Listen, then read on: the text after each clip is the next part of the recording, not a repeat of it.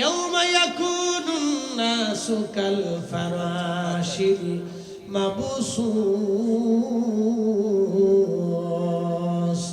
কিয়ামতের ময়দানে মানুষগুলো বিক্ষিপ্ত পতঙ্গের মতো ছোটাছুটি করবে, দৌড়াদৌড়ি করবে। মানুষেরা পাগলপনা হয়ে দৌড়াবে প্রচন্ড ঘামে গরমে। মানুষের জিহ্বা কুকুরের জিহ্বার মতো ঝুলতে থাকবে, তৃষ্ণায় কাতর হয়ে পাগলের মতো আর্তনাদ করতে থাকবে আর বলতে থাকবে, রব্বুল আলামিন তুমি আমাদেরকে হাসর থেকে জাহান্নামে পাঠিয়ে দাও। আল্লাহ, হাসরের মাঠ আমাদের আর সহ্য হচ্ছে না, রব্বুল আলামিন আমাদের হাসরের মাঠ থেকে জাহান্নামে ফেলে দাও। আল্লাহ, আমাদের আর সহ্য হচ্ছে না। সেই দিন মানুষ বিক্ষিপ্ত পতঙ্গের মতো দৌড়াবে, ছুটাছুটি করবে, পাগল পারা হয়ে যাবে। ওয়াতাকুনুল জিমালু কাল্লাহিল মানফুশ। আল্লাহ রাব্বুল আলামিন বললেন, পাহাড় সমূহ সেই দিন ধ্বনিত পশমের মতো উড়ে উড়ে উড়ে উড়ে চলে যাবে। সেই দিন মানুষ পাগল পারা হয়ে যাবে, পাগল পারা হয়ে যাবে মানুষ সেই দিন। আল্লাহ রাব্বুল আলামিনের রাসূল বললেন, মা সন্তান বলে যাবে, সন্তান মা বলে যাবে, বাবা সন্তান বলে যাবে, সন্তান বাবা বলে যাবে। তিনটা স্থানে কেউ কারো পরিচয় দেবে না। এক নম্বরে মিজানের পাল্লায় কেউ কারো পরিচয় দেবে না। দুই নম্বরে ডান হাতে বাম হাতে আমলনামা দেওয়ার সময় কেউ কারো পরিচয় দেবে না। তিন নম্বরে ওই ফুলসিরাতের ঘাটে কেউ কারো পরিচয় দেবে না। এই জন্য আপনাদেরকে বলে গেলাম, ভালো করে শুনে নেবেন, ভালো করে জেনে নেবেন। আপনাদেরকে বলে গেলাম, ভালো করে শুনে নেবেন। দুনিয়াতে সম্পদ রেখে যাবেন, কিন্তু হালাল উপার্জনের সম্পদ রেখে যাবেন।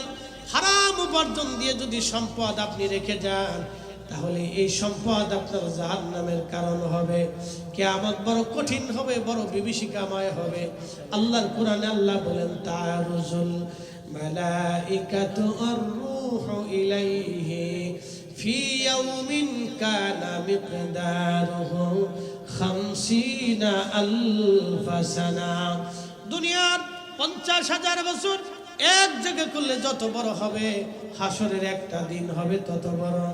আল্লাহ রাব্বুল আলামিনের রাসূল বললেন, সেই হাসরের ময়দানে এক শ্রেণীর বান্দাকে আল্লাহ আরশে আল্লাহর নিচে জায়গা দিয়ে দেবে। নূরের মিম্বরে নূরের চেহারায় তারা থাকবে। তারা কারা? সাহাবীরা। আল্লাহ রাসূলের সাহাবীরা বলেন, ইয়া রাসূলুল্লাহ, তারা কারা? নবীজি বললেন, সাহাবীরা রে, তাদের এই মর্যাদা দেখে অন্যান্য নবীরা পর্যন্ত ঈর্ষা করবে, শহীদরা পর্যন্ত ঈর্ষা করে বলবে, রব্বুল আলামিন তোমার কালেমার জন্য যুদ্ধ করতে যে আমরা শহীদ হয়েছিলাম, আল্লাহ এরা কারা? আরশে আল্লাহর নিচে নূরের মিম্বরে নূরের চেহারা এরা বসে আছে, এরা কারা? আল্লাহ জবাব দিবে, ও আমার বান্দারা, হাসরবাসী নবীরা, শহীদরা, এরা হলো তারা যারা দুনিয়াতে একজন আরেকজনকে আমি আল্লাহর জন্য ভালোবেসেছিল। এরা যারা দুনিয়াতে একজন আরেকজনকে আল্লাহর জন্য ভালোবেসেছিল। সুম্মা তারা, এরপরে নবী তেলাওয়াত করলেন, আলা ইন্না আউলিয়া আল্লাহি লা খাউফুন আলাইহিম ওয়ালা হুম ইয়াহজানুন।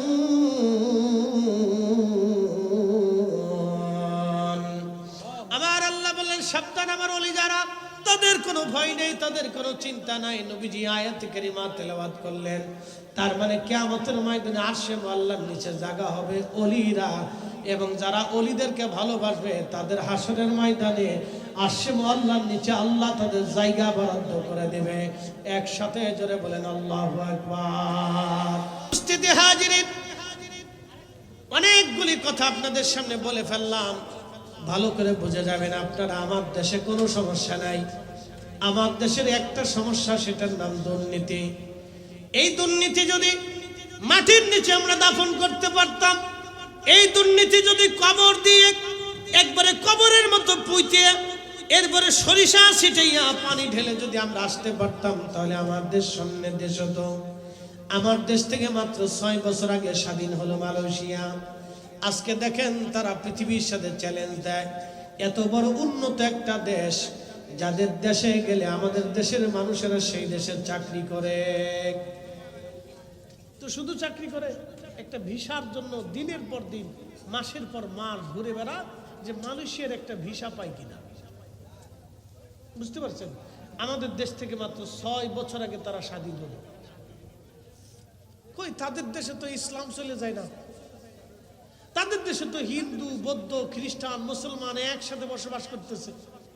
হিন্দু মন্দিরে পূজা করতেছে, বৌদ্ধ তার প্যাগোডায় পূজা করতেছে, খ্রিস্টান তার চার্চে উপাসনা করতেছে, মুসলমান ঠিক মসজিদে নামাজ পড়তেছে, নামাজ পড়ার পরে মুসলমানরা মিলাদও পড়তেছে, মিলাদ পড়ার পরে মুসলমানরা তাবারকও খাচ্ছে, আজানের আগে ও দেশে দুরুদ সালাম কোরআন শরীফ তেলাওয়াত আছে। তাদের দেশে তো ধর্ম চলে যায় না, শুধু আমাদের দেশেই আসলে আজানের আগে দুরুদ পড়লে ধর্ম চলে যায়। এই কথা কেন জোরে বলেন? আমাদের দেশে তাদের দেশের রাষ্ট্রীয়ভাবে ব্রুনাইতে, ইন্দোনেশিয়াতে, ফিলিপাইন্সে, মালয়েশিয়াতে রাষ্ট্রীয়ভাবে রাজারা বাচ্চারা প্রেসিডেন্ট প্রধানমন্ত্রী রাষ্ট্রীয়ভাবে মিলাদুন নবীর র্যালিরে মিছিলে জশ্নে জুলুসে তারা হেঁটে বেড়াচ্ছে, রাষ্ট্রের প্রধান হাঁটতেছে, মন্ত্রী পরিষদ হাঁটতেছে। তাদের দেশে ইসলাম চলে যায় না, আর আমাদের দেশে মিলাদুন নবীর র্যালি বের করলে আর একদল লাঠি সোটা নিয়ে বসে থাকে গেলে আমরা ইসলাম বাঁচাচ্ছি। আবার ওদেরকে যদি কোনো ঘুষ করে দাওয়াত দিয়ে বাড়িতে নিয়ে সুন্দর করে গরুর গোশত রান্না করে দাওয়াত দেয়, তখন এই ঘুষ করে বাড়িতে কেলিয়ে কেলিয়ে কেলিয়ে কেলিয়ে তখন খাবার খায়। কষ্ট হচ্ছে আপনাদের? উচিত কথাই তো মাই বেজার, গরম বাতি বিলেই বেজার, ডাইল বাতি কুটুম বেজার। ওদের দেশে ধর্ম চলে যায় না, ধর্ম খালি বাংলাদেশ থেকে চলে যায়।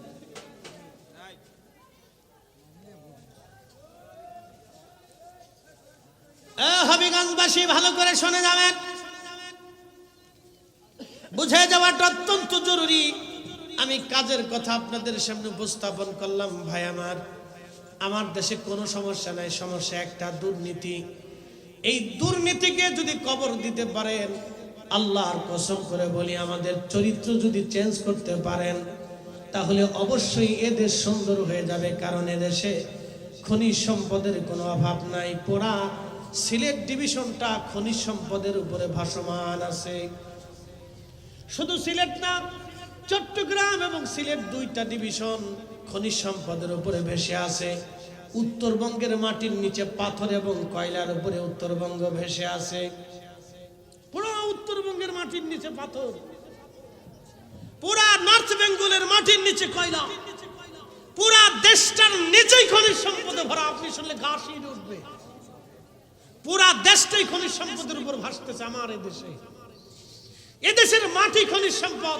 একটা বিচি ফেলাইলে এদেশের মাটিতে 50 বছর পানি না দিলেও বিচিতে গাছ ধরতে থাকে, গাছে ফল ধরতে থাকে।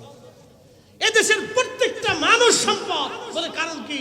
এরা যদি মালয়েশিয়া যায় কঠিন পরিশ্রম করতে পারে, সৌদি আরবের প্রচন্ড গরমের ভিতরে 45 ডিগ্রি সেলসিয়াস তাপমাত্রার ভিতরে আমার দেশের যুবক যদি দেশে পরিশ্রম করে টাকা রুজি করতে পারে, তাহলে আমার দেশে ছেলে 45 ডিগ্রি সেলসিয়াস তাপমাত্রার ভিতরে দাঁড়িয়ে পরিশ্রম করে টাকা রুজি করতে পারবে।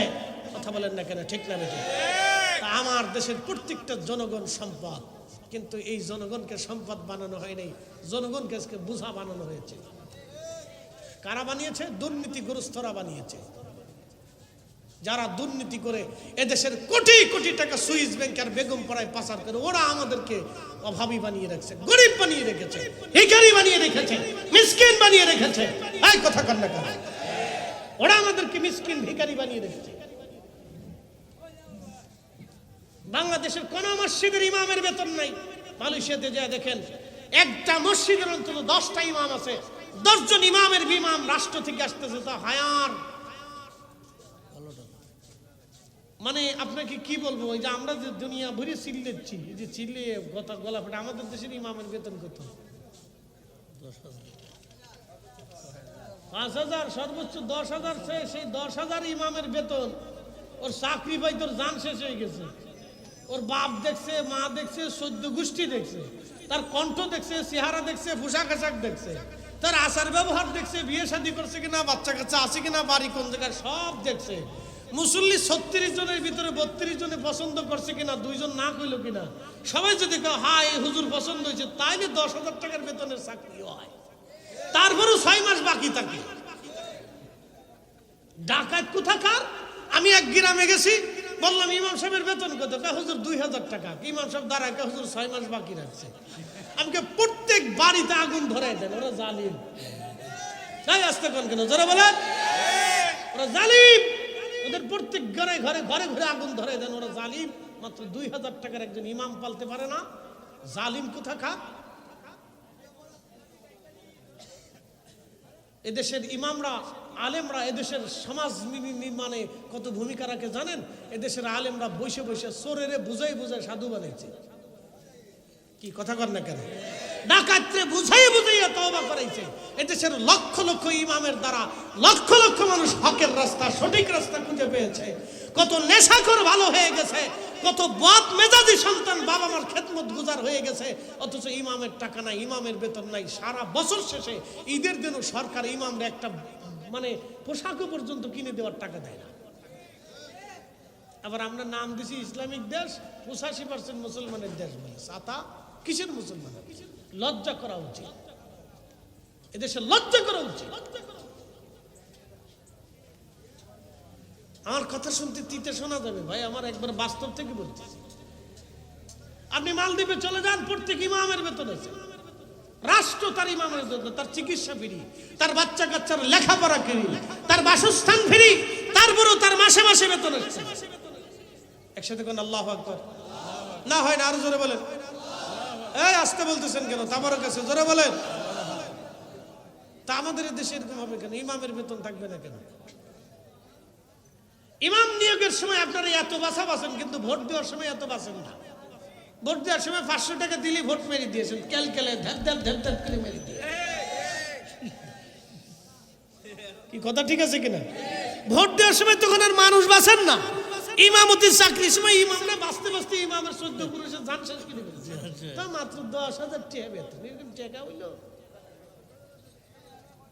10,000 টাকা। সারা গ্রামের মানুষ 10,000 টাকা একজন ইমামের বেতন দিতে পারে না। একটা বিড়ির দাম কত? বিড়ি যারা খান তারা বলেন তো, যারা খান না তারাও বলেন, অসুবিধা নেই। একটা বিড়ির দাম তো 10 টাকা। তো একজনে কয়টা বিড়ি খায়? জোরে 10টা 20টা খায়। এক মুরব্বিরে জিজ্ঞেসি, বিড়ি চাচা বিড়ি কয়টা লাগে? হুজুর 60টা লাগে। আমি বললাম আপনি মানুষ না জিন? যাই কোন বিড়ি লাগবে, ওকে খান। খাইয়ে যদি বেহেশত পান তো চেষ্টা করে দেখেন, আর কি করবেন। 60টা বিড়ি লাগে। বুড়ার কি বুড়ার বুড়া চিন্তা করতে পারছে। ও আন্তর্জাতিক খ্যাতি সম্পন্ন বুড়া।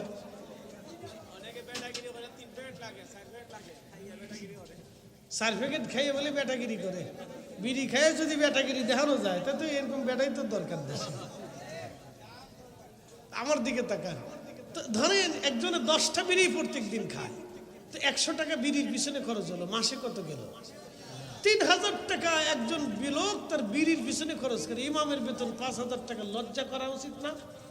শরম করা উচিত, হায়া থাকা উচিত মানুষের। তাহলে বোঝা গেল এদেশের মানুষেরা ইমামের সাথে জুলুম, জালেম মানে ইমামের সাথে জুলুম করে। এইবার আসতে ঠিক বললেন, জোরে বললেন না, কারণ পকেট থেকে পয়সা চলে যাবে ইমামের, এই জন্য জোরে কর নাই। বুঝতে পারছেন?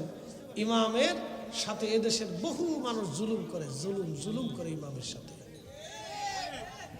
ইমামের সাথে জুলুম করে। যে জাতি ইমামের সাথে জুলুম করে, শোনেন আমি ভুটান গেছি, ভুটান শুনে যান। ভুটানের জাতীয় বৌদ্ধ মন্দির দেখতে গেছি। জাতীয় বৌদ্ধ মন্দির দেখতে যাওয়ার পরে দেখি বৌদ্ধ ভিক্ষুরা ত্রিপিটক পাঠ করতেছে। একজন বাঁশি বাজাচ্ছে আর একজন ত্রিপিটক পাঠ করতেছে, 4-5 জন মিলে বসে বসে। ওরা বৌদ্ধ ভিক্ষুদেরকে কি পরিমাণে সম্মান করে জানেন? ভিক্ষুরা সামনে আসলে ভিক্ষুদের সামনে একবারে সেজদায় পড়ে যায়। ভিক্ষুদেরকে রাষ্ট্রীয়ভাবে মর্যাদা দিয়ে তাদের বাসস্থান, খাদ্য, নিরাপত্তা, চিকিৎসা ফ্রি দেওয়া হয়। চিকিৎসা ফ্রি, বাসস্থান ফ্রি, খাদ্য ফ্রি, সব ফ্রি ভিক্ষুদের। বৌদ্ধ তার ধর্মের গুরুদেরকে এত পরিমাণে সম্মান করলো, তার চিকিৎসা ফ্রি, বাসস্থান ফ্রি, পোশাক ফ্রি, খাদ্য ফ্রি, সব ফ্রি রাষ্ট্র তাকে দেবে। আর আমার দেশের একজন ইমামের বেতন 5,000 টাকা দিতে পারলেন না, তারপরে কত তাল বাহানা করে 6 মাস বাকি রাখে। এটা ইমামের সাথে জুলুম করা হয়। প্রিয় মুসলমান, এটা আমাদের বাংলাদেশ, মেড ইন বাংলাদেশ। বলে হুজুর এই অবস্থার পিছনে দায়ী কে? একমাত্র এই অবস্থার পিছনে দায়ী হচ্ছে দুর্নীতি। দুর্নীতি যদি না থাকতো তাহলে আমাদের দেশের মানুষের হাতে পয়সার অভাব থাকতো না। এই কথা কার লাগবে যারা বলেন, পয়সার অভাব থাকতো না। প্রিয় উপস্থিতি হাজিরিন, আমি এইদিকে যাব না, আমি আমার মূল থিমের দিকে, আলোচনার দিকে ফিরে যাই। আপনাদেরকে নিয়ে সমসাময়িক বিষয় নিয়ে দু চারটি কথা বললাম, না বললে তো নয়, না বললে আপনি বুঝবেন না, সেই জন্য বললাম। কেন আমরা পিছনে পড়ে আসি? আমাদের পিছিয়ে পড়ার মূল কারণ হলো দুর্নীতি। কারণ দুর্নীতি যদি না থাকতো তাহলে আমাদের দেশ স্বর্ণের দেশ হয়ে যাইতো। ভালো করে শুনে নেন, আল্লাহর ওলিরা দুনিয়ার মধ্যে কেন এসেছিলেন? ইনসাফ প্রতিষ্ঠিত করার জন্য। এই কোরআনে আল্লাহ ওয়াজ করলেন, ইন্নাল্লাহা ইয়া'মুরু বিল আদলি ওয়াল ইহসানি ওয়া ইতা'i যিল কুরবা। আল্লাহ বলেন, ইন্নাল্লাহা ইয়া'মুরু বিল আদল, আমি রব্বুল আলামিন তোমাদেরকে নির্দেশ করলাম তোমরা দুনিয়াতে ন্যায় করবা, অন্যায় করবা না। ন্যায় প্রতিষ্ঠিত করবা, অন্যায় করবা না। এবং দুনিয়ার মধ্যে তোমরা ইহসান করবা, দয়া করবা, মানুষকে ন্যায় করবা। এই ন্যায়ের ধারক বাহক ছিল ওলিরা। খাজা বাবা আজমিরি ন্যায়ের ধারক বাহক ছিলেন। কাদেরিয়া, চিশতিয়া, নকশবন্দিয়া, মুজাদ্দিদিয়া যারা ছিলেন তারা এই ন্যায়ের ধারক এবং বাহক ছিলেন। তারা এই ন্যায় দুনিয়াতে প্রতিষ্ঠিত করেছিলেন। তারা ন্যায় প্রতিষ্ঠিত করার জন্য ওলিরা এসেছিলেন।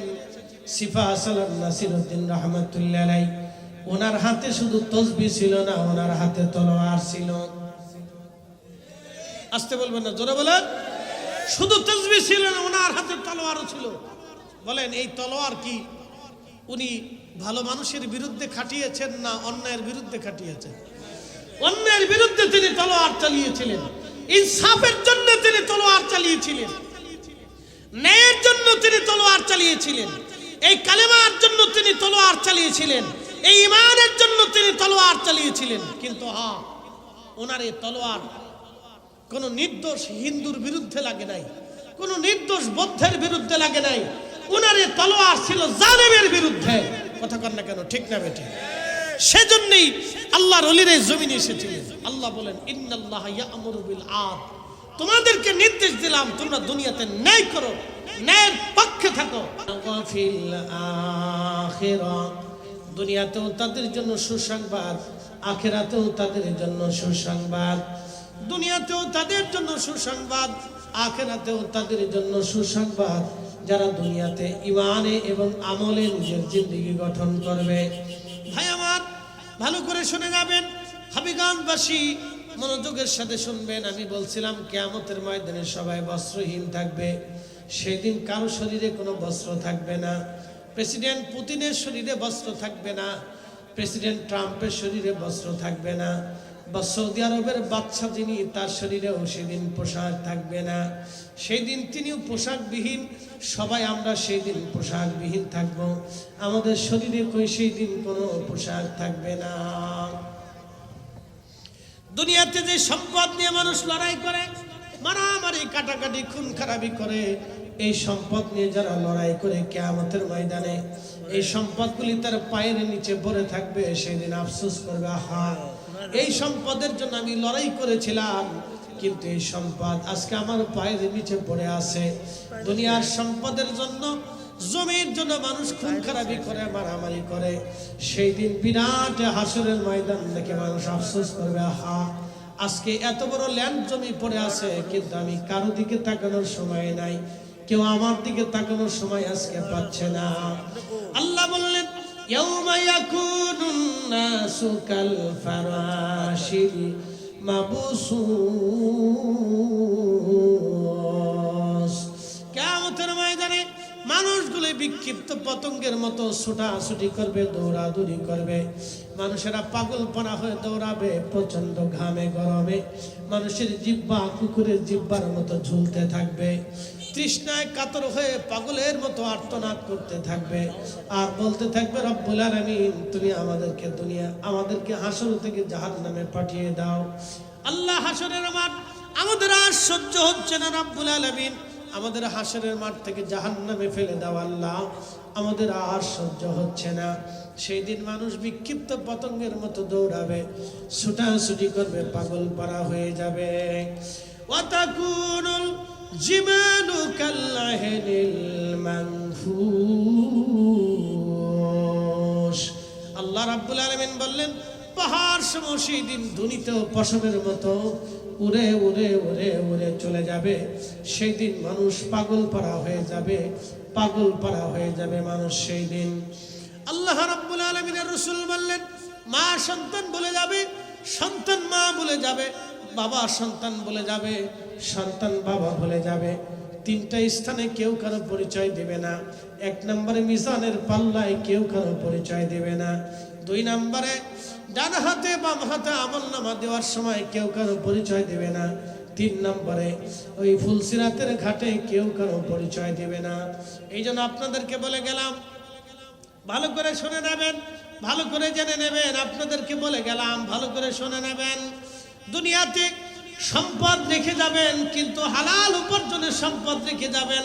হারাম উপার্জন দিয়ে যদি সম্পদ আপনি রেখে যান, তাহলে এই সম্পদ আপনার জাহান্নামের কারণ হবে। কিয়ামত বড় কঠিন হবে, বড় বিভীষিকাময় হবে। আল্লাহর কোরআনে আল্লাহ বলেন, তারুজুল মালাইকাতু আর-রূহু ইলাইহি ফি ইয়াউমিন কানা মিকদারুহু 50,000 সানা। দুনিয়ার 50,000 বছর এক জায়গা করলে যত বড় হবে, হাসরের একটা দিন হবে তত বড়।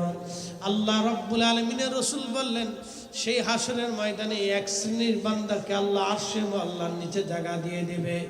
নূরের মিম্বরে নূরের চেহারায় তারা থাকবে। তারা কারা? সাহাবীরা। আল্লাহ রাসূলের সাহাবীরা বলেন, ইয়া রাসূলুল্লাহ, তারা কারা? নবীজি বললেন, সাহাবীরা রে, তাদের এই মর্যাদা দেখে অন্যান্য নবীরা পর্যন্ত ঈর্ষা করবে, শহীদরা পর্যন্ত ঈর্ষা করে বলবে, রব্বুল আলামিন তোমার কালেমার জন্য যুদ্ধ করতে যে আমরা শহীদ হয়েছিলাম, আল্লাহ এরা কারা? আরশে আল্লাহর নিচে নূরের মিম্বরে নূরের চেহারা এরা বসে আছে, এরা কারা? আল্লাহ জবাব দিবে, ও আমার বান্দারা, হাসরবাসী নবীরা, শহীদরা, এরা হলো তারা যারা দুনিয়াতে একজন আরেকজনকে আমি আল্লাহর জন্য ভালোবেসেছিল। তারা এরা যারা দুনিয়াতে একজন আরেকজনকে আল্লাহর জন্য ভালোবেসেছিল। সুম্মা তালা, এরপরে নবী তেলাওয়াত করলেন, আলা ইন্না আউলিয়া আল্লাহি লা খাউফুন আলাইহিম ওয়ালা হুম ইয়াহজানুন।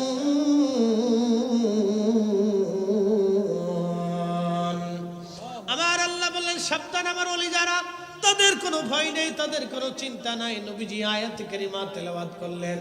তার মানে কিয়ামতের ময়দানে আরশে আল্লাহর নিচে জায়গা হবে ওলিরা, এবং যারা ওলিদেরকে ভালোবাসবে তাদের হাসরের ময়দানে আরশে আল্লাহর নিচে আল্লাহ তাদের জায়গা বরাদ্দ করে দেবে। একসাথে জোরে বলেন আল্লাহু আকবার। তাহলে কিয়ামতের ময়দানে আরশে আল্লাহর নিচে জায়গা হবে ওই শ্রেণীর ব্যক্তিদের যারা দুনিয়াতে আল্লাহকে, আল্লাহর জন্য ওলিদেরকে যারা মহব্বত করেছিল, কিয়ামতের ময়দানে ওলিদের জায়গা হয়ে যাবে। ওলিদের এবং ওলিদেরকে যারা মহব্বত করেছিল তাদের জায়গা হয়ে যাবে। আর এক শ্রেণীর বান্দা কিয়ামতের ময়দানে আরশে আল্লাহর নিচে তার জায়গা হবে। ওই বান্দা ছাড়া, ওই লোক, এই 7 শ্রেণীর ব্যক্তি ছাড়া আরশে আল্লাহর নিচে আর কারো জায়গা বরাদ্দ হবে না। আর মনে রাখবেন, সেই দিন আরশে আল্লাহর আশ্রয় ছাড়া আর কোনো আশ্রয় কেন্দ্র থাকবে না। আশ্রয় কেন্দ্রই থাকবে একটা, সেটা আল্লাহর আরশ। আল্লাহর আরশ ছাড়া আর কোনো আশ্রয় কেন্দ্র থাকবে না। খুব মনোযোগ দিয়ে শুনে যাবেন। এক নম্বরে ওই ব্যক্তি যিনি দুনিয়াতে ন্যায় বিচার করেছিল। একসাথে বলবেন আল্লাহু আকবার। কি বিচার করেছিল? ন্যায় বিচার করেছিল। দুনিয়াতে যারা ন্যায় বিচার করেছিল, আরশে আল্লাহর নিচে তাদের জায়গা হয়ে যাবে। আচ্ছা বলেন তো, দুনিয়াতে যারা অন্যায় বিচার করেছিল তাদের কি অবস্থা হবে? কি কঠিন পরিণতি হবে, তাদের কি ভয়াবহ অবস্থা হবে যারা দুনিয়াতে অন্যায় বিচার করেছিল, অন্যায় বিচার করেছিল এবং অন্যায় বিচারে যারা সাহায্য করেছিল, কিয়ামতের ময়দানে তাদের পরিণতিটা হবে খুবই ভয়াবহ এবং মারাত্মক। 2 নম্বরে আল্লাহর নবী বলেন, আমার উম্মত, ওই ব্যক্তি আরশে আল্লাহর নিচে তার জায়গা বরাদ্দ হয়ে যাবে। যে ব্যক্তি দুনিয়াতে নামাজ পড়ে মসজিদ থেকে বের হয়ে আসার পরে আবার মসজিদে বের হয়ে যাওয়ার জন্য উদ্গ্রীব হয়েছিল, এই লোকটা কিয়ামতের ময়দানে আল্লাহ তাকে আরশে মুআল্লার নিচে জায়গা বরাদ্দ করে দেবে।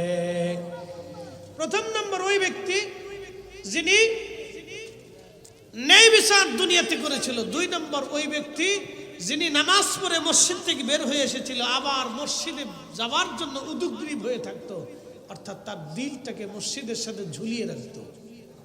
এরকম মুসল্লি আছে না, মসজিদ থেকে বের হয়ে আবার মসজিদে যাওয়ার জন্য সে উদ্গ্রীব থেকে কখন আজান হবে, আজান হওয়ার সাথে সাথে সে পাগলের মতো মসজিদে ছুটে দৌড়ায় চলে যায়। আল্লাহ রাসূল বলছেন এই ব্যক্তি কিয়ামতের ময়দানে তার আরশে মুআল্লার নিচে জায়গা বরাদ্দ হয়ে যাবে।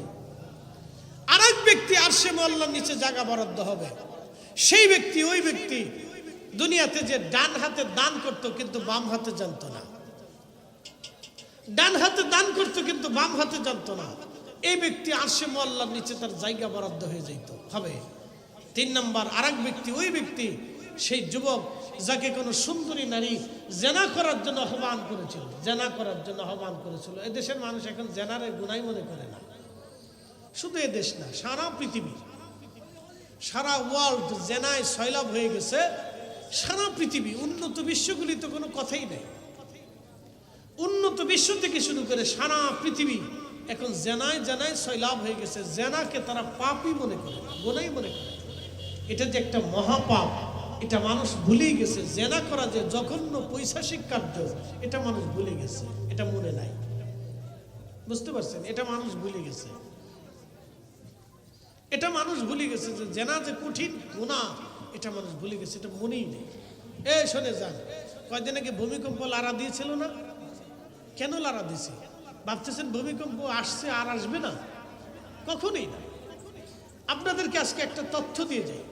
1757-তে একটা ভূমিকম্প হয়েছিল বাংলাদেশে, 1757। এই যে আপনাদের ভৈরবের নিচ দিয়ে যে নদীটা চলে গেছে, এই নদীর নাম কি? মেঘনা।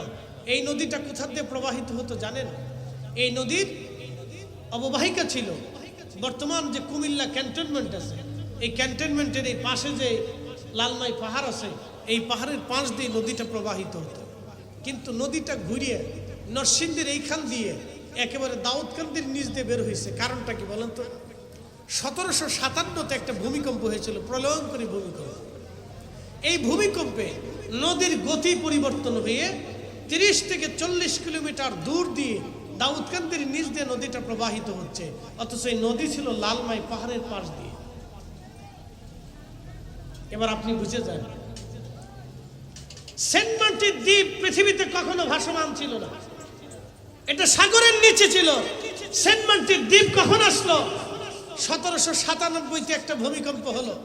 সেই ভূমিকম্পে সেন্ট মার্টিন দ্বীপটা সাগরের নিচ থেকে উঠে সাগরের উপরে 3 ফিট পর্যন্ত উঁচু হয়ে গেল। একসাথে জোরে বলবেন আল্লাহু আকবার। না হয় না, আরো একটু জোরে বলেন আল্লাহু আকবার। বলেন সেই রব আছে না নাই? তাহলে কি মনে হচ্ছে ভূমিকম্প আসবে না? বিজ্ঞান বলেছে ভূমিকম্প বাংলাদেশে আরেকটা আসবে। 14 কোটি মানুষ ভূমিকম্পের আওতার ভিতরে থাকবে, 1 কোটি মানুষ ক্ষতিগ্রস্ত হবে সরাসরি। 1 কোটি মানুষ সরাসরি ক্ষতিগ্রস্ত হবে। শুধু রাজধানীতে মানুষ মারা যাবে 50 লক্ষ আপ। 1 কোটি মানুষ ভূমিকম্প সরাসরি ক্ষতিগ্রস্ত হবে, কোটি কোটি মানুষ আহত হবে, হাত হারাবে, চোখ হারাবে, পা হারাবে, কান হারাবে, দেহ হারাবে, বিকলাঙ্গ হবে, ল্যাংড়া হবে, বোবা হয়ে যাবে, কানা হয়ে যাবে। কোটি কোটি মানুষ এরকম বিকলাঙ্গ হয়ে যাবে। সেই ভূমিকম্পটা বাংলাদেশের জন্য অপেক্ষা করতেছে। বলে কেন আসে ভূমিকম্প? আপনাদেরকে বুঝাই। 14টা কারণে ভূমিকম্প আসে। 14 কারণের এক কারণ হচ্ছে দুনিয়াতে যখন জেনা সয়লাভ হয়ে যাবে, প্রচুর পরিমাণে জেনা হবে, ব্যভিচার হবে, পরকী আসবে। কঠিন এই জেনার কারণে আল্লাহর আসমান থেকে গজব আসবে। নবী বললেন তাসবিহ দানা ছিঁড়ে গেলে যেইভাবে একটার পর একটা top top top top top top করে পড়তে থাকে, আল্লাহর আসমান থেকে এরকম বালা গজব আসতে থাকবে। আমাদের বাংলাদেশে 18 কোটি মানুষের ভিতরে কয় কোটি মানুষ সুস্থ আছে আমাকে একটু দেখান তো। বলেন যে এত কোটি মানুষ সুস্থ আছে আমাকে বুঝান। এদেশের ঘরে ঘরে ডায়াবেটিস, ঘরে ঘরে প্রেশার, ঘরে ঘরে হার্টের রোগী, ঘরে ঘরে কিডনি রোগী, ঘরে ঘরে লিভার পচা রোগী, ঘরে ঘরে নানান জটিল কঠিন রোগে আক্রান্ত রোগী, ঘরে ঘরে হাজারে হাজারে লাখে লাখে কোটি কোটি মানুষ অসুস্থ। বলবেন হুজুর কারণ কি? এই যে রোগ আসে, এই রোগগুলি আল্লাহর পক্ষ থেকে একটা বালা, ওটা আসমান থেকে আসছে। আল্লাহ নিজে জোর করে চাপাই দেন নাই, আমরা এটা আল্লাহর কাছ থেকে চেয়ে নিছি। এই কোরআন আল্লাহ বলছেন জাহারাল ফাসাদ ফিল বাররি ওয়াল বাহরি বিমা কাসাবাত আইদিল লিন্নাস। এ মানুষ, আমি তোমাদের উপর গজব চাপাই না, তোমরা আমার কাছ থেকে গজব চেয়ে নাও। আল্লাহ গজব চাপান না, মানব জাতি গজব চেয়ে নেয়। বলে গজব কেন আসে? এটা মানুষের দু হাতের রুজি। মানুষ গজবের জন্য কাজ করে, আমি আল্লাহ মানুষের জন্য গজব চাপিয়ে দিই। মানুষ গজবের জন্য কাজ করে, আল্লাহ গজব চাপিয়ে দেয়। কিন্তু বলবেন হুজুর তাহলে গজব আসলো না কেন? দুই কারণে গজব আসে না। এক নাম্বার কারণ, জমিনের কোথাও না কোথাও আল্লাহর ওলিরা বসে থাকে। একসাথে জোরে বলবেন আল্লাহু আকবার। না হয় না, যেমনে বলতেছেন মনে হচ্ছে যে আপনি দুর্বল। জোরে বলেন, একসাথে বলেন আল্লাহু আকবার। কারা থাকে? ওলিরা। জোরে বলেন কারা থাকে? জোরে বলেন কারা? জোরে বলেন কারা? আচ্ছা, এই শায়েস্তাগঞ্জের ভিতরে কত লক্ষ মানুষ হবে? হ্যাঁ, বলতে পারবেন? আপনাদের এই এলাকার ভিতরে কত লক্ষ মানুষ হবে? ভোটার কত আছে আপনাদের এই থানায়? এই ইউনিয়নে ভোটার কত আছে? ইউনিয়নে 50,000 ভোটার আছে। ভোটার বাদ দিয়ে আমি আরো 50,000 দিলাম, 1 লক্ষ মানুষের বসবাস ধরেন। আচ্ছা বলেন তো, এই 1 লক্ষ মানুষ যদি ঠিক মতো নামাজে আসতো, তাহলে মসজিদ কতগুলি দরকার ছিল? সবাই কি ঠিক মতো নামাজে আসে? সবাই কি ঠিক মতো সত্য কথা বলে? তাহলে বলেন এদেরকে দিয়ে আল্লাহর কি কাজ আছে দুনিয়াতে? এর ভিতরে কিছু সুদখোর আছে, কিছু ঘুষখোর আছে, কিছু দুর্নীতিগ্রস্ত মানুষ আছে, কিছু মানুষ আছে নিজের বোনের জমি 30 বছর বুঝাই দেয় নাই। আপন কলিজার টুকরো বোন 30 বছর জমি বুঝাই দেয় না, এরকম বহু মানুষ আছে। অন্যের দোকান দখল করে 20 বছর ধরে খাচ্ছে, দোকান দিয়ে আজও পর্যন্ত দেয় নাই। এই লোক দিয়ে আল্লাহর কি হবে বলেন? ইসলামের কি উপকার হবে বলেন? তাহলে ভূমিকম্প কেন আসে না? জমিন তো থাকার কথা না, জমিন তো ভেঙে যাওয়ার কথা। জমিন টিকেই থাকে ওলিদের জন্য। এই কথা কান্না কেন জোরে বলে? জমিন টিকে থাকে কাদের জন্য? ওলিদের জন্য। ওয়াজ যদি বুঝে যান, আমার শানে আউলিয়ার বিষয় ছিল এই কথা টানতে, যে আমি এত দূর পর্যন্ত আপনাদেরকে এই ওয়াজ নিয়ে আসছি, এত দূর পর্যন্ত ওয়াজ নিয়ে আসছি যে আকাশ ভেঙে পাথর পড়ে আসার কথা ছিল, জমিনে ভূমিকম্প আসার কথা ছিল, দুর্ভিক্ষ চলে আসার কথা ছিল, মহামারী আসার কথা ছিল, মানুষের মেরে মেরে মরে মরে সৈলাব হয়ে যাওয়ার কথা ছিল। কিন্তু মরে না কেন? আর গজব আসে না কেন? আল্লাহর জমিনের কোনায় কোনায় কিছু অলি থাকে। এই অলিরা রাতের গভীরে নির্বিঘ্নে নির্জনে সেজদার মধ্যে পড়ে রবের কাছে কাঁদে, আল্লাহ আপনি গজব দিয়েন না, আল্লাহ ভূমিকম্প দিয়েন না, আল্লাহ আপনি টর্নেডো দিয়েন না, আল্লাহ আপনি বালা দিয়েন না, আল্লাহ দুর্ভিক্ষ দিয়েন না। দুর্ভিক্ষ যদি দেন তাহলে জাতি একসাথে মারা যাবে। আল্লাহ ভূমিকম্প যদি এইভাবে দেন তাহলে জাতি একসাথে ধ্বংস হবে। আল্লাহ দিয়েন না। ওরা গুনাহ করছে, আল্লাহ আমি তো আপনাকে ডাকতেছি, আল্লাহ আপনি দয়া করেন, আপনি মায়া করেন। অলিরা কান্নাকাটি করে, অলিদের কান্নার কারণে আল্লাহ হয়তো কিছু সময়ের জন্য আমাদেরকে রুখসত দেয়। নতুবা এই জমিন থাকার কথা না। বলে হুজুর কেন থাকবে না? কয়েকদিন আগে এক ভদ্র মহিলা আমাকে ফোন দিছে, হুজুর একটা মাসালা। আমি বললাম আপনি কেন ফোন দিছেন?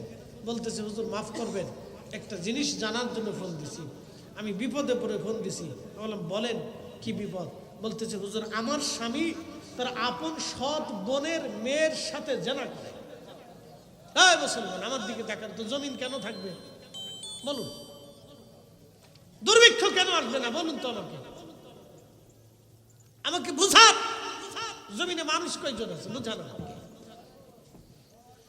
হুজুর আমার স্বামী তার সৎ বোনের মেয়ের সাথে জেনা করে, আমি কি থাকবো না চলে যাব? শুধু এতটুকু জানার জন্য আপনাকে ফোন দিছি, মাফ করবেন আমাকে। কথাটা শোনার পরে আমার গা শির আমি স্তব্ধ হয়ে গেলাম। আমি তাকে কি করে বুঝাবো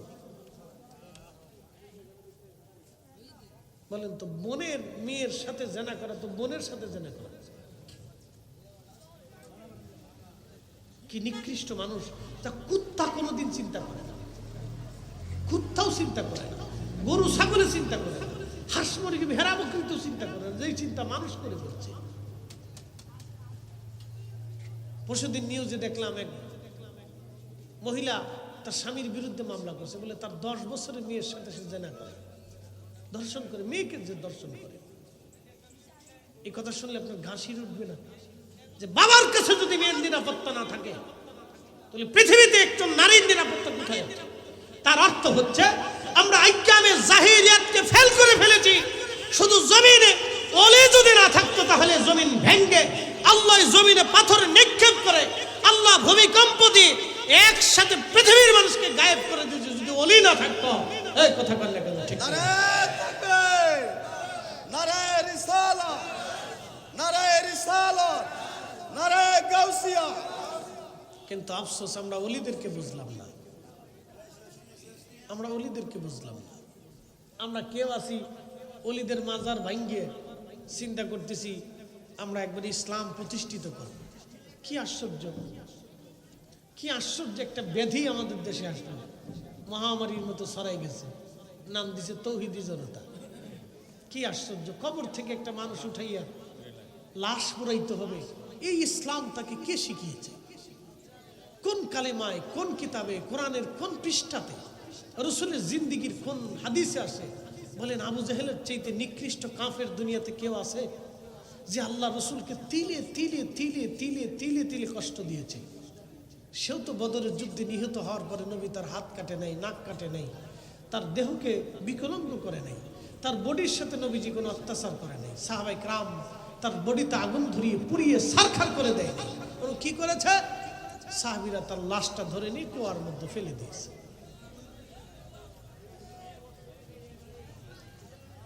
এ মুসলমান হাজিরিন, পৃথিবীতে ওলি যারা আসছিলেন, ওলিরা দেশে ইসলাম প্রতিষ্ঠিত করে গেছেন, ওলিরা দেশে ইসলাম দিয়ে গেছেন। এটা ওলিদের দেশ। আল্লাহ ওলিদের পথে আমাদেরকে চলার তৌফিক দান করুন, জোরে বলেন আমিন। ওলিরা এমনিতে আসে নাই, বিশ্ববিখ্যাত একজন আল্লাহর ওলির জীবনী বলে আমি আপনাদের থেকে বিদায় নিয়ে যাব। ভাই আমার খুব মনোযোগ দেন। আমাদের 4 জন ইমাম আছে। একজন ইমামের নাম হানাফি, আরেকজন ইমামের নাম শাফি, আরেকজন ইমামের নাম হাম্বলি, আরেকজন ইমামের নাম মালিকি। তাই একজন ইমামের নাম ইমাম আবু ইদ্রিস আশ-শাফি রাহমাতুল্লাহি আলাইহি।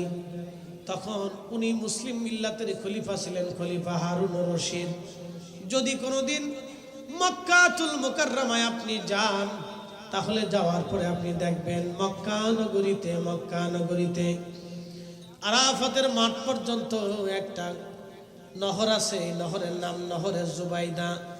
এই নহরে জুবাইদা 25 মাইল পর্যন্ত 1200 বছর আগে যিনি করে দিয়েছিলেন তিনি জুবাইদা। তিনি খলিফা হারুনুর রশিদ রাহমাতুল্লাহি আলাইহির স্ত্রী। আগে রাজা বাদশা যারা ছিলেন তারা জনগণের কল্যাণে কাজ করতেন। আগে ওলিরা যারা ছিলেন তারা জনগণের কল্যাণে কাজ করতেন। আগে আমিররা যারা ছিলেন তারা জনগণের চিন্তা করতেন, জনগণের কল্যাণে তারা কাজ করতেন। হাজিদের পানির জন্য এই মহিষী নারী তিনি একটা নহর করে দিয়েছিলেন। নহরের নাম নহরে জুবাইদা। প্রায় 1000 বছর পর্যন্ত দুনিয়ার মুসলমান মানুষেরা সেই নহরে জুবাইদার পানি পান করেছে। পৃথিবীতে 1000 বছর ধরে হাজিরা সেই নহরের পানি পান করেছে। আপনি বুঝেন তো 1000 বছরে কত হাজি কবরে ঘুমিয়ে গেছে সেই নহরে জুবাইদার পানি পান করে। তাহলে সমস্ত নেকিগুলি হযরতে জুবাইদা রাহমাতুল্লাহি আলাইহার কবরে পৌঁছায় গেল। সেই নহরে জুবাইদা এখনো আরাফাত পর্যন্ত আছে। ওনার স্বামীর নাম খলিফা হারুনুর রশিদের জামানাতে রোম পার্স এম্পায়ার থেকে, রোম সাম্রাজ্য থেকে রোমান সম্রাট চিঠি লিখলো, ওগো খলিফা মুসলমানদের আমির, আপনাকে বলতেছি শুনে নেন মুসলমানদের আমির, আমাদের খ্রিস্টান সম্প্রদায়েরা বিশ্বাস করি আমাদের ঈসা আল্লাহর বেটা, আর আপনারা বলেন ঈসা আল্লাহর নবী। ঈসা আল্লাহর বেটা, আমরা খ্রিস্টানরা এটা প্রমাণ করব, আর আপনারা প্রমাণ করবেন ঈসা আল্লাহর নবী। আমি খ্রিস্টান সম্প্রদায়ের পক্ষ থেকে আমি রোম সম্রাট আপনার কাছে আমার দল থেকে বড় বড় যুক্তিবাদী দার্শনিকদেরকে পাঠিয়ে দিলাম। এই মুনাজারাটা, এই বহসটা আমার দেশে হবে না, এই বহসটা ইরাকের বাগদাদে আপনার দেশেই হবে। আপনার দেশের মধ্যে যদি কোনো বিজ্ঞ লোক থেকে থাকে তাহলে আমার বিজ্ঞ লোকের সামনে আপনারা মুনাজারায় বসান। চ্যালেঞ্জ দিলেন তো কে? মুসলিম এম্পিয়রকে চ্যালেঞ্জ দিলেন, রোমান এম্পিয়র। মুসলিম সাম্রাজ্যের যিনি প্রধান খলিফাতুল মুসলিমিন হারুন আর রশিদকে চ্যালেঞ্জ দিলেন। রোমান সম্রাট প্রধান, তিনি চ্যালেঞ্জ দিয়ে যুক্তিবাদী দার্শনিক জ্ঞানী পণ্ডিতদেরকে রোম দেশ থেকে তিনি ইরাকের বাগদাদে পাঠিয়ে দিলেন। বলেন এখন যদি বহস না হয় তাহলে মুসলমান লজ্জায় পড়ে যাবে। তো ঠিক তখনই খলিফা হারুন রশিদ তিনি দ্রুত গতিতে বোর্ড করলেন। তিনি তার মন্ত্রী পরিষদ সভাসদদেরকে নিয়ে বসে গেলেন। আগের রাজা বাদশারা দেশের ক্রান্তি লগ্নে বড় বড় আলেম উলামা জ্ঞানী বুদ্ধিজীবীদেরকে নিয়ে বসতেন। এটা আমাদের দেশে নাই। আমরা যদিও বলি গণতন্ত্র, তো গণতন্ত্র হলে আমাদের দেশের বড় বড় ইউনিভার্সিটির প্রিন্সিপাল যারা আছে, ভাইস চ্যান্সেলর যারা আছে, অধ্যক্ষ উপাধ্যক্ষ আছে, বিভিন্ন বিষয়ের উপরে পারদর্শী যারা আছে, বড় বড় বীর মাসেক যারা আছে, আলেম ওলামা আছে, রাষ্ট্র তাদেরকে নিয়ে বসাই উচিত ছিল যে আমরা রাষ্ট্র কিভাবে চালাবো আপনারা সিদ্ধান্ত দেন। কিন্তু দুঃখের বিষয় আজও পর্যন্ত স্বাধীনতার পর থেকে এই পর্যন্ত এই বিজ্ঞ লোকদেরকে নিয়ে কেউ রাষ্ট্রপ্রধানরা বসে না। সবাই যার যার দলের লোক নিয়ে বসে থাকে। সেই দিনের খলিফা হারুন আর রশিদ বিজ্ঞ আলেম ওলামা সব জ্ঞানী গুণীদেরকে নিয়ে বসে গেলেন। দেখেন খলিফা বসে যেয়ে বললেন, আমাকে আপনারা সমাধান দেন, বহস করবেন কি করবেন না। যদি বহস করেন তাহলে বহসের জন্য উপযুক্ত ব্যক্তি কে আছে, আর যদি বহস না করেন তাহলে সেটা বলেন। তো সবাই বলল, খলিফা বহস যদি না করি, আমরা যদি বিতর্ক না করি, তাহলে পৃথিবীতে মুসলমান সারা জীবন মাথা নত করে থাকবে।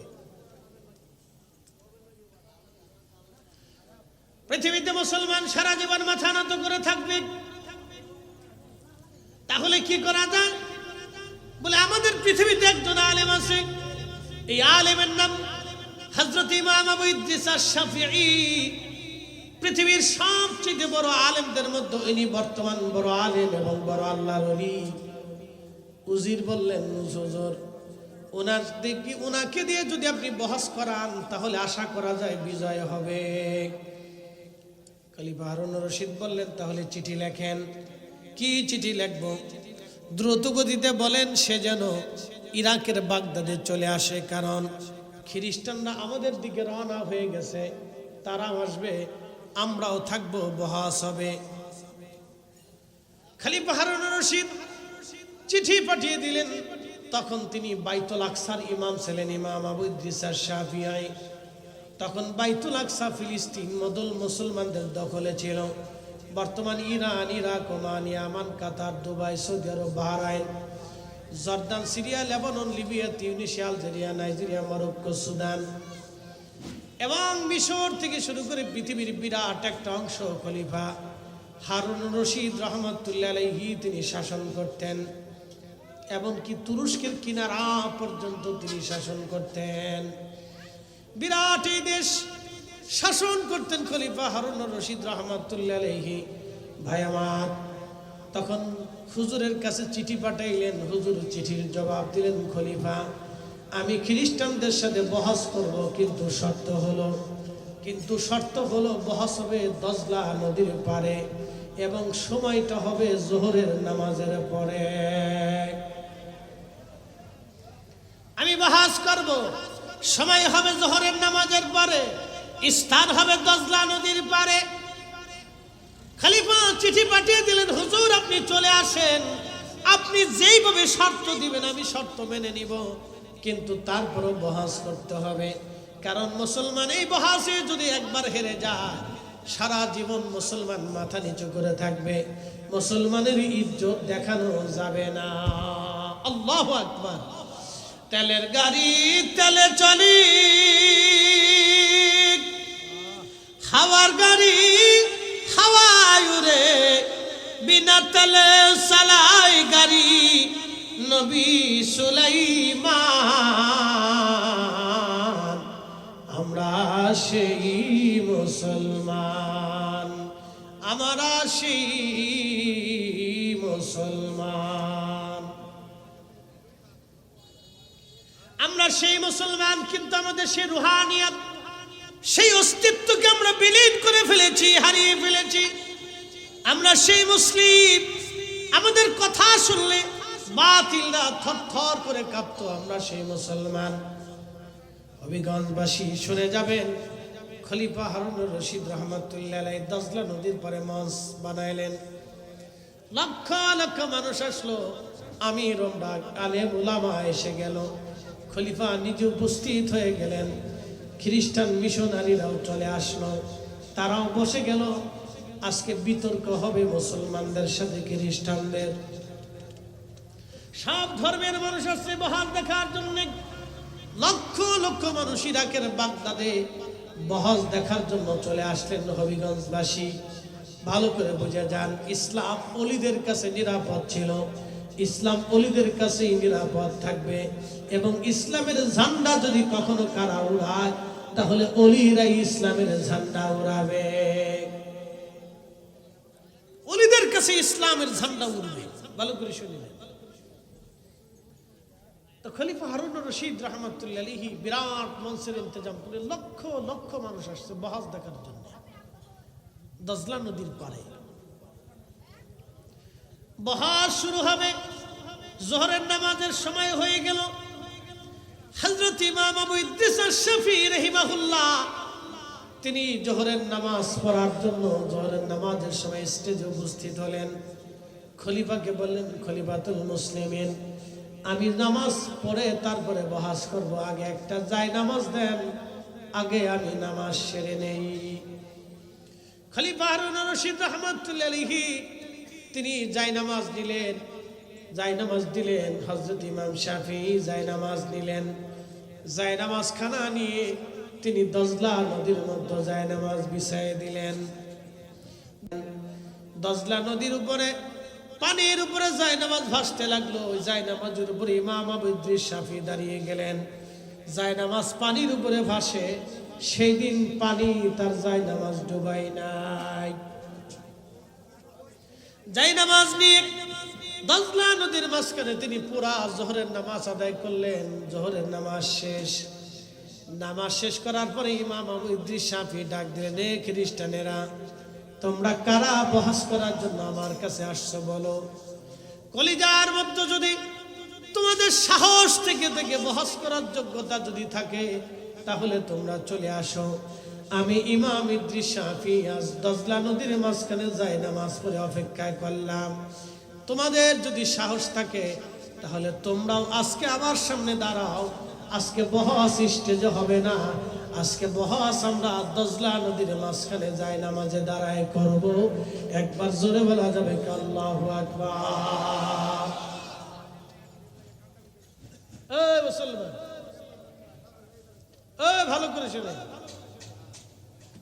দজলা নদীর মাঝখানে ইমাম আবু ইদ্রিস শাফিঈ দাঁড়িয়ে গেলেন।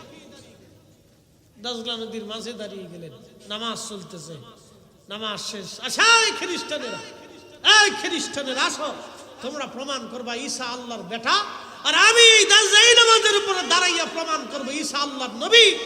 একসাথে বলবেন আল্লাহু আকবার। আসো যদি তোমাদের কলিজার মধ্যে সাহস থাকে। বলেন তো, ইমাম আবু ইদ্রিস শাফিঈ জায়নামাজ বিছাইলেন, জায়নামাজ তাকে পানিতে ডুবাইলেন। এই শক্তির নাম হচ্ছে রূহের শক্তি।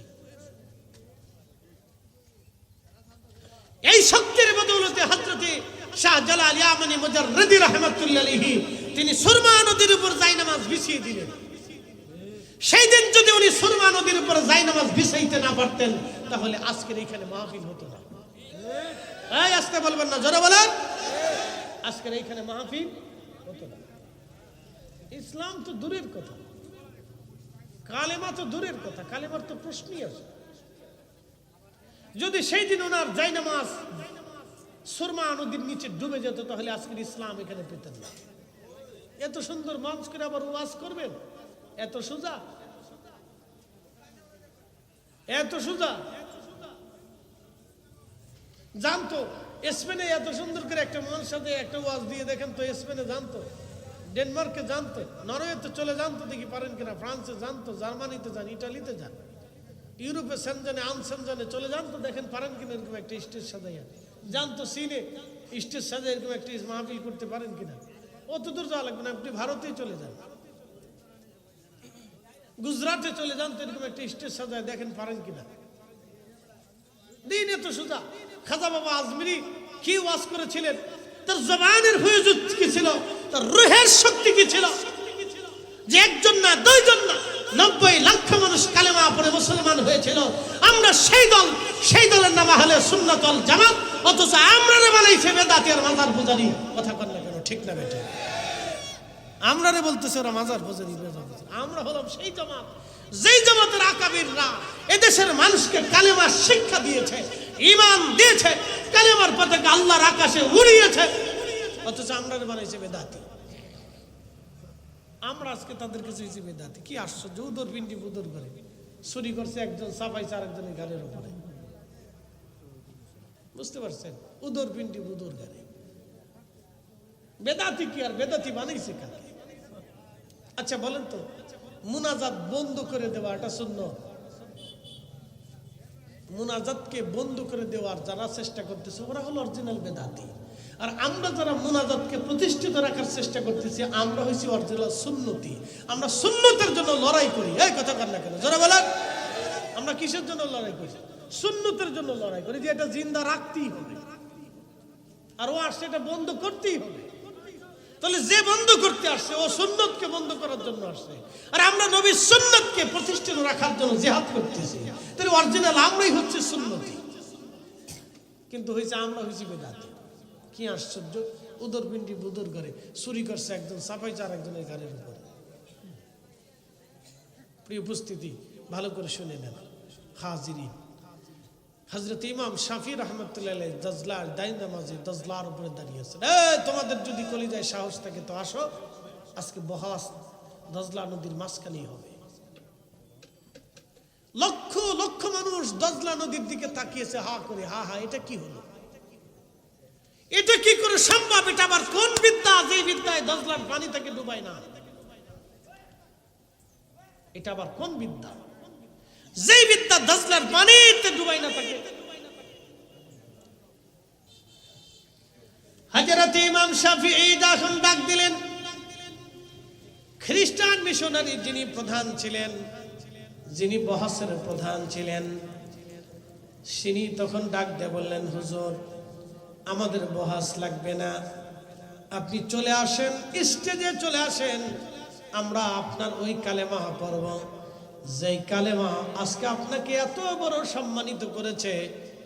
দজলার পানির উপরে দাঁড়ায় যেই কালেমা আপনাকে নামাজ পড়িয়েছে, যেই ঈমান, যেই কালেমা দজলার পানির উপরে আপনাকে আজকে দায়নামাজ বিছিয়ে থাকার তৌফিক দিয়েছে, সেই ঈমান, সেই কালেমাই আমাদের দরকার, আমাদের আর বোঝার বাকি নাই।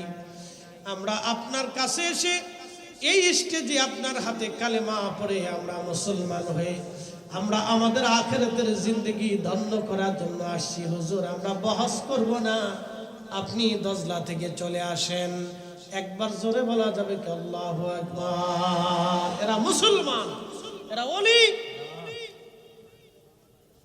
সেদিন শাহজালাল ইয়ামানি যদি দজলা সুরমায় জায়নামাজ বিছাইতে না পারতেন, সিফা সালার বশিরউদ্দিন সৈয়দ যদি সেই দিন আওলাদে রাসূল তার আজানে গোরগোবিন্দের প্রাসাদ ভেঙ্গেই না পড়তো, তাহলে আজকের এই কালেমা নসিব হতো না। ও ভাই, ভালো করে বুঝে যান, এই জন্য অলির দরকার। অলি আমরা নির্বাচিত করি না। প্রত্যেক 100 বছর পরে একজন মুজাদ্দিদ আসে, একাধিক মুজাদ্দিদ আসে। এই মুজাদ্দিদ আমরা নির্বাচন করি, এটা আল্লাহ নির্বাচন করে পাঠিয়ে দিয়ে তার দিনকে সংস্কার করা হয়। অনেকে বলে ইসলাম চলে গেল। ওই বেটা, ইসলাম কোথায় গেছে? ইসলামকে হালাকু খান বিদায় করতে পারে নাই, চেঙ্গিস পারে নাই। এর চেঙ্গিসের চাইতে পৃথিবীতে এরকম রক্ত পিপাসু কোনো বাচ্চার জন্মই হবে না। 2 কোটি মানুষ হত্যা করে ফেলেছে সেই জমানাতে। আপনি বুঝতে পারতেছেন, এই জমানা না সেই জমানাতে। এই জমানাতে একটা পারমাণবিক বোমা ফেলে দিলে তো 2 কোটি মানুষ মারা যাবে, কিন্তু সেই জমানাতে চেঙ্গিস খানের মতো লড়াকু আর খাওয়ারিজম রাজধানী যেই দিন চেঙ্গিস দখল করলো 3 দিন পর্যন্ত হত্যাযোগ্য করেছিল। 12 লক্ষ মুসলমান 3 দিনে হত্যা করেছিল।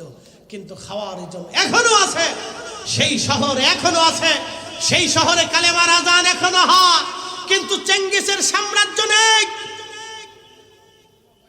ইসলামকে যারা বিদায় দিতে এসেছিল তারা বিদায় হয়েছে, ইসলাম আছে। সুন্নাতকে যারা বিদায় দিতে আসবে তারা বিদায় হবে। আহলে সুন্নাত ওয়াল জামাত কিয়ামত পর্যন্ত জমিনে টিকে থাকবে। হাত উঁচা করে বলেন ঠিক না? নারে রিসালাত, আহলে সুন্নাত ওয়াল জামাত, আহলে সুন্নাত ওয়াল জামাত জিন্দাবাদ জিন্দাবাদ। কোরআন সুন্নাহর আলো সংসদে জালো, সংসদে জালো। কোরআন সুন্নাহর আলো। কি ভয় পাইতেছেন নাকি? সংসদে কোরআন সুন্নাহ জ্বললে কি খারাপ হবে? না, সংসদে তো কোরআন সুন্নাহর আইন দরকার। কেন দরকার? সংসদে যদি আল্লাহর কোরআনের আইন চলে যায় তাহলে এদেশে ইনসাফ প্রতিষ্ঠিত হবে। ভিখারির ভিক্ষা করা লাগবে না, অন্ধের অন্ধত্ব বরণ করে ওইভাবে থাকতে হবে না, গরিবের চিকিৎসা বিনামূল্যে উন্নত চিকিৎসা এদেশেই হবে। একসাথে বলবেন আল্লাহু আকবার। হবে।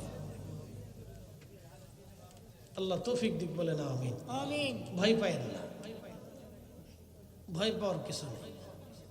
আল্লাহ আমাদেরকে তৌফিক দিক আহলে সুন্নাত ওয়াল জামাতের পথে থাকার। আমিন। জোরে বলেন না আমিন। আমিন। আল্লাহ তৌফিক দিক। পৃথিবীতে সবাই ঈমান নিয়ে কবরে যেতে পারে না ভাই, না সবাই পারে না। সনাতনীদের ভিতরে বড় বড় ডক্টর আছে, খ্রিস্টানদের ভিতরে বড় বড় ডক্টর আছে, মাজুসিদের ভিতরে বড় বড় ডক্টর আছে। এই আপনার ওটা কি পাগল না ছাগল? হ্যাঁ, তো বস্তা বাঁধলে কি চিল্লাইতে হবে নাকি? তো বাঁধলে কি চিল্লিয়ে বাঁধতে হবে? চিল্লে ছাড়া বাঁধা যায় না। ও চিল্লে কি শক্তি জোগাড় করে নাকি? ও আচ্ছা আচ্ছা, শক্ত হয় বেশি না? আচ্ছা, বাপরে বাপ, ও ধাক্কা দিতে হয় না? হেই গিয়ে আরো জোরে, হেই গিয়ে জোর হয় নাকি? হেই গিয়ে মাশাআল্লাহ। তাই এতে করলে তো আমরা মাইক থেকে একটু দিয়ে দিতাম, এত সুবিধা হয়ে যেত। যেমনি চিল্লাচ্ছে মনে হয় যেন যুদ্ধ লেগে গেছে। আচ্ছা, অসুবিধা নাই, আর কাছে করো। আমরা আর কথা বাড়াবো না। আল্লাহ আমাদের তৌফিক দিক, ইনসাফ প্রতিষ্ঠিত করা। জোরে বলে না আমিন। না আর একটু জোরে বলে না আমিন। আসেন নবীজিকে সালাম জানাই। ইয়া নবী সালাম আলাইকা। ইলাহি তুমি মনিবের আসমানে আমরা হাত বাড়াইছি আল্লাহ। ইয়া রাব্বি মনিবের আসমানে হাত বাড়াইছি আল্লাহ। আজকের মাহফিল তোমার শাহী দরবারে মঞ্জুর করো আল্লাহ। হাদিয়াটুকুন অসংখ্য অগণিত গুণে বাড়াইয়া তোমার মেহবুবের দরওয়াজাতে পৌঁছায় দাও আল্লাহ। তোমার মেহবুবের আপনজন সাহাবায়ে আজমাইন, আশারে মুবাশশিরিন, খুলাফায়ে রাশিদিন, আহলে বাইতুন নবী যারা যে যেখানে ঘুমিয়ে আছেন সকলের রূহে পাকে দয়া করে হাদিয়া পৌঁছায় দেন আল্লাহ। কাদেরিয়া, চিশতিয়া, নকশবন্দিয়া, মুজাদ্দিদিয়া, হানাফি, শাফিঈ, মালিকি, হাম্বলি যত উলামা, ফুদালা, নুজাবা, নুকাবা, আখির আবদাল, হযরত 360 আউলিয়া, সিফা সালান নাসিরউদ্দিন রহমাতুল্লাহ আলাইহি। আল্লাহ এই জমিনে মোরার বন্দে যত ওলিরা ঘুমিয়ে আছেন রব্বুল আলামিন আল্লাহ, আল্লাহ আমার পীর মুর্শিদ সহ আল্লাহ এই জমিনের মাটির নিচে যত ওলিরা ঘুমিয়ে গেছেন উত্তরে, দক্ষিণে, পূর্ব, পশ্চিমে, সকলার খেদমতে আজকের মাহফিলের হাদিয়া পৌঁছে দাও আল্লাহ। আল্লাহ কারো বাবা নাই, কারো মা নাই, আল্লাহ কারো মাও নাই, বাবাও নাই, বাবা মার কবরগুলি জান্নাতের বাগান বানায় দাও আল্লাহ রব্বুল আলামিন। এই মাহফিল সুন্দর করে যারা সাজাইলো তাদের বাড়ি ঘরগুলি তুমি রহমতের বাগান দিয়ে দয়া করে সাজায় দাও আল্লাহ। আল্লাহ মাহফিলের জন্য নিবেদিত প্রাণ হয়ে অর্থবিত্ত দিয়ে শারীরিক শ্রম আর মেহনত দিয়ে আল্লাহ সুন্দর বাগান সাজাই দিল, যারা টাকা দিল পয়সা দিল আল্লাহ সকলার খেদমত গুলি তোমার শাহী দরবারে মঞ্জুর করো আল্লাহ। ইয়া রাব্বি হাত তুলে ধরছি আল্লাহ, জীবনে যত অন্যায় করেছি জানা অজানা সমস্ত গুনাহগুলি তোমার দরজা থেকে আমরা মাফ করে দাও আল্লাহ। আহলে সুন্নাতুল জামাতের পথে আমাদেরকে প্রতিষ্ঠিত রেখে দাও আল্লাহ। আহলে সুন্নাতুল জামাতের পথে আমাদেরকে মঞ্জুর করে নাও আল্লাহ। তোমার ওলিরা যে পথে ঘুমাইছে তোমার ওলিদের পথে চলার তৌফিক নসিব করো আল্লাহ। ইউনুস নবীরে করছো গো দয়া আল্লাহ, মাছর পেটেতে রাখিয়া আমরা রেডি করবা গো দয়া আল্লাহ, কবরে রাখি আল্লাহ মাফ করছনি রব্বুল আলামিন। এই মাহফিলের জন্য এই মাহফিল কমিটির সভাপতি, সেক্রেটারি, কেশিয়ার, সদস্যবৃন্দ আল্লাহ মুরব্বী দোয়া চাইলেন আল্লাহ। আর এক ভাই অনেকেই দোয়ার আশা নিয়ে বসে আছেন, বিপদে পড়ে, মুসিবতে পড়ে, রোগে পড়ে, অভাবে পড়ে, ঋণের বোঝা মাথায় নিয়ে যারা বসে আছি ইয়া রব আল্লাহ, তুমি তাদের সকল নেক মাকাসাদগুলি দরজা থেকে পুরা করিয়া দাও আল্লাহ।